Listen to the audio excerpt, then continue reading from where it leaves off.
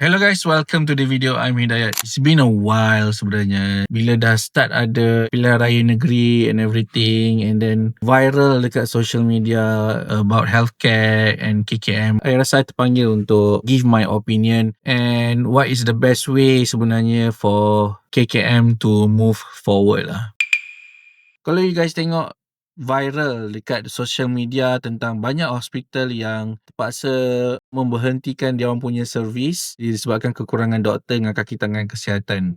Contohnya, kalau you guys boleh tengok hospital Segamat, dia orang punya department ONG, mungkin part of it dia orang terpaksa stopkan dia orang punya servis disebabkan memang tidak ada cukup doktor. And then kalau ada 2-3 ONG doktor, how are they gonna running the department, right? And then hospital Lahad Datu dengan dia orang punya issue in terms of anesthetist, tak cukup anesthetist, so macam mana nak run operating theatre disebabkan tak boleh nak run operating theatre. Kes-kes selektif definitely akan banyak yang terpaksa diberhentikan. And then macam mana you guys nak taking care patient-patient yang dekat ICU bila doktor-doktor NS ni tak ada ataupun terlalu kurang. And then ada juga berlaku kes di Hospital Pekan. Terdapat juga cerita viral di Hospital Bera. Hospital Bera ni memang sangat dekat dengan hati saya sebab saya pernah bekerja di Hospital Bera pada tahun 2022, seingat saya, sama ada 2022 ataupun 2023. So masa tu memang literally saya adalah people yang in charge in terms of handling the emergency department, literally handling the hospital lah.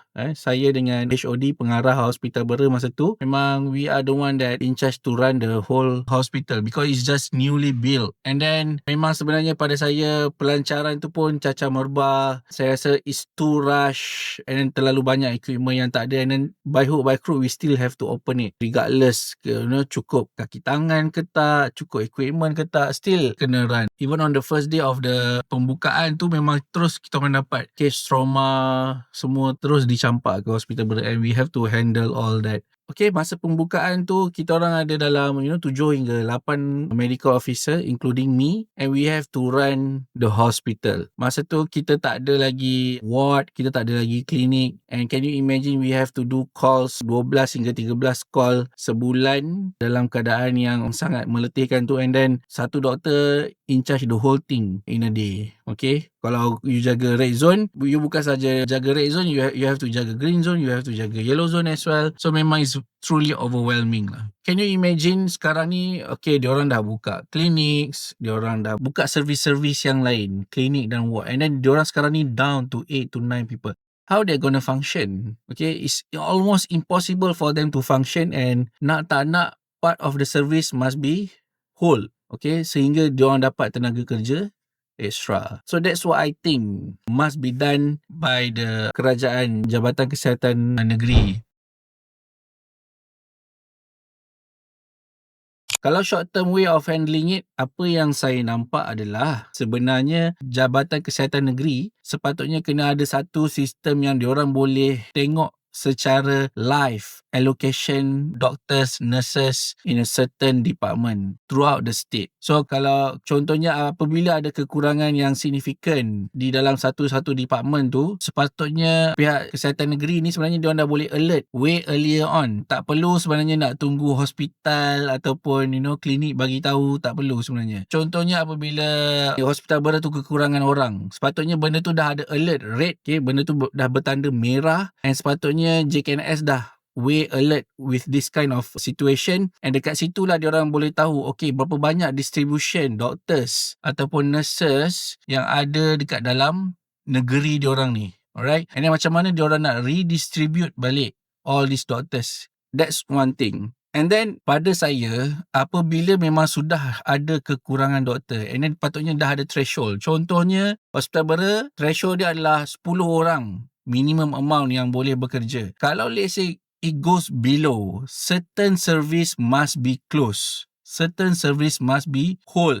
You guys tak boleh paksa hospital tersebut untuk continue servis-servis apabila kaki tangan hospital tersebut sangat kurang secara serius. Instead, you have to try to find other ways to distribute, hold the service, find a way macam mana nak distribute supaya tambahkan bilangan doktor dekat bahagian hospital ataupun department tersebut, and then baru you boleh open up that service again. Kalau you guys still tak jumpa doktor, yang sepatutnya untuk run the hospital, run the department, then do not run the service. Of course, there are service yang very compulsory, life-threatening, contohnya macam emergency, ataupun you guys boleh turunkan servis-servis seperti klinik sebagai contoh. So that's what I think the short term lah. Tapi apa yang saya nampak sebenarnya adalah kalau you guys tengok KKM sebenarnya memang dah tak mampu untuk handle our healthcare secara bersendirian lah. Macam mana you guys merengek dekat dalam social media, tambah staff doktor, tambah tu tambah ni, naikkan allowance pekerja and everything. Saya rasa satu hakikat yang memang everyone should know,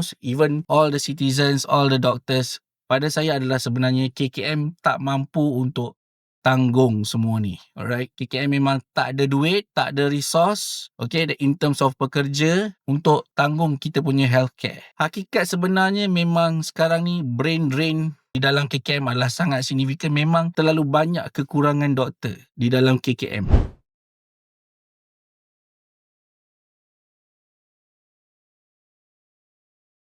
Solution terbaik adalah acknowledge yang sebenarnya KKM tak mampu untuk handle semua benda ni. KKM is not very reliable enough to handle all this healthcare human resource. Apa yang boleh dibuat adalah sebenarnya kerajaan negeri must take the responsibility as well in delivering healthcare dekat negeri-negeri mereka. So sebagai contoh, saya bercerita ni bukannya orang kata apa cakap-cakap kosong, sebab benda ni memang sudah dilakukan. And negeri Selangor, saya memang tabik negeri Selangor sebab diorang ada inisiatif untuk membina healthcare ecosystem daripada kerajaan negeri itu sendiri. Alright? Untuk menampung keperluan-keperluan rakyat negeri Selangor. So apa yang diorang buat sebenarnya? Diorang build ecosystem, diorang start daripada klinik dulu. Alright? Diorang start daripada klinik, saya tak sure apa nama klinik dia, Cellgate Clinic ataupun Cellcare Clinic. But these clinics operating throughout Selangor, and it is backed by state. Alright, and then after that, apa yang diorang buat adalah diorang dah start bina hospital. Okay, diorang dah start bina hospital di Rawang. And diorang juga memberikan statement yang diorang sebenarnya sekarang ni cuba menjadikan hospital tu as a affordable healthcare yang boleh diakses oleh rakyat jelata. So it's not a profit maximizing, but instead it's a affordable healthcare for the public. And saya rasa negeri-negeri lain sebenarnya patut melakukan benda yang sama seperti yang Selangor buat. Sama seperti yang ditubuhkan, iaitu company dipanggil Cellgate, is a corporate backed by the kerajaan negeri. Jadi kerajaan-kerajaan negeri lain sepatutnya perlu melakukan benda yang sama. Bermakna mereka patut mengambil responsibility yang sama untuk deliver healthcare access to the public. Right? Sebagai contoh, Johor, they are well known to have KPJ, which is profitable maximizing business. Tapi sebenarnya, Johor juga boleh jadi seperti Cellgate, not focusing on profit maximizing business, but instead kerajaan Johor boleh build satu healthcare corporate yang bersifat affordable healthcare instead of profit maximizing. Diorang sebenarnya boleh lakukan benda ni sebab diorang dah build a lot of hospitals under KPJ, and I don't think this is difficult to do as well. And they can start by building the clinics. Not just any simple clinic. Klinik-klinik yang mempunyai enough diagnostic capabilities. Bermakna ada X-ray, ada proper labs. This clinic sebenarnya kalau is being optimized properly, banyak significant reduction yang boleh kita divert pergi ke kecemasan. And benda ni sebenarnya boleh menguntungkan kerajaan negeri in terms of delivering a sustainable healthcare untuk rakyat negeri tersebut. Jadi saya tak rasa benda ni susah untuk dilakukan. Sebab tu bising terhadap kerajaan persekutuan, contohnya macam Hospital Pasir Gudang. Hospital Pasir Gudang pada saya lah kewujudan Hospital Pasir Gudang tu should replace Hospital Sultanah Aminah itu sendiri. Alright? Bermakna segala staff yang ada pada HSA tu pergi ke Hospital Pasir Gudang and then upgrade Hospital HSA by itself. Kerajaan KKM tidak mampu untuk build another new hospital anymore. Itu adalah hakikat yang patut ditelan oleh semua rakyat Malaysia. Kerajaan KKM tidak ada capability untuk bina new hospital disebabkan diorang tidak mempunyai kaki tangan yang mencukupi langsung. Dan sekarang ni kekurangan kaki tangan healthcare ni adalah sangat kritikal. So building a new hospital sebenarnya adalah sangat membuang masa dan dia tidak mencapai apa-apa sekalipun. Instead, kalau nak sebenarnya adalah all this new hospital yang being created adalah di bawah entity corporation. Sebagai contoh, state corporation ataupun combination antara state dengan federal. Okay? Supaya mereka ada autonomi untuk hiring doctors and everything. Sebab KKM tak mampu.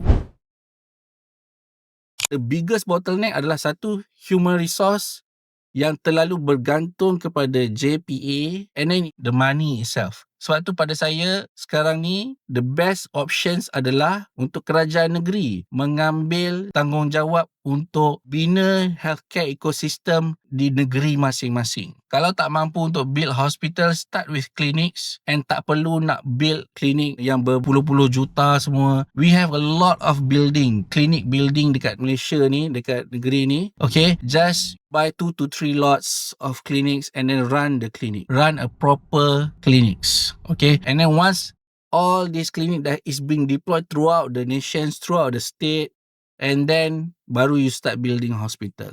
To me, that's the best way to go.